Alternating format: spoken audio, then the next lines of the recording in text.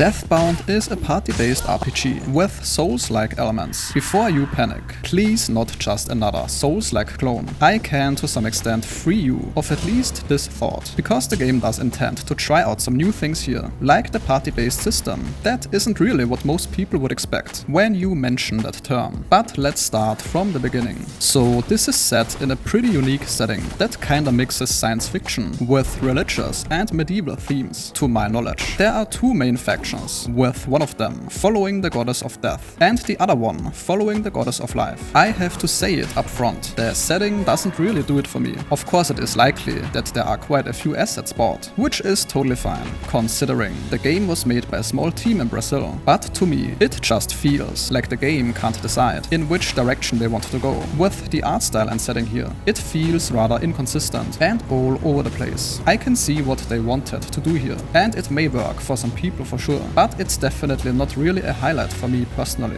In this version here, the story wasn't very clear, and there were not many hints about the narrative, so it's definitely too soon to say how this turns out in the final version, since the game does promise around 20 hours of content. Now the game is getting some criticism for the party system, but I actually like it a fair bit. Basically how it works, you can switch between 4 different heroes, or classes essentially, on the fly. Instead of sticking to one build, you can morph between those.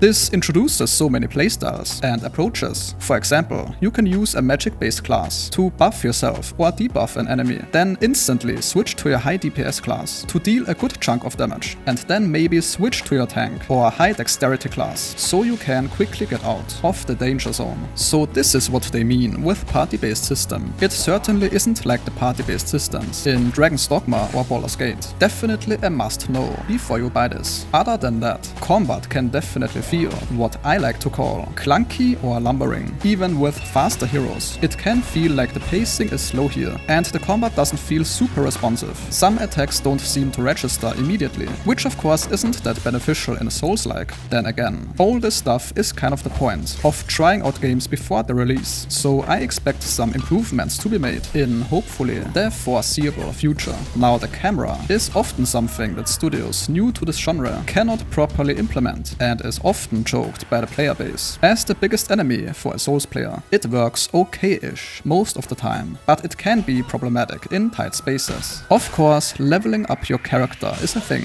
but instead of putting your points into individual stat points, you basically have a skill tree at your disposal that includes abilities and also character-specific upgrades. So build diversity and experimentation is likely one of the game's biggest selling points. Of course, a system like that needs most of these other game elements to be enjoyable as well, and for that I am a bit skeptical at the moment. The game is gonna cost you 30 euros, which is an alright price. It's not super cheap, so players will definitely want to get a certain quality assurance here, but we will see more of this game once it launches next week. As always, I tried to keep this short. A like is appreciated, and I'll see you next time.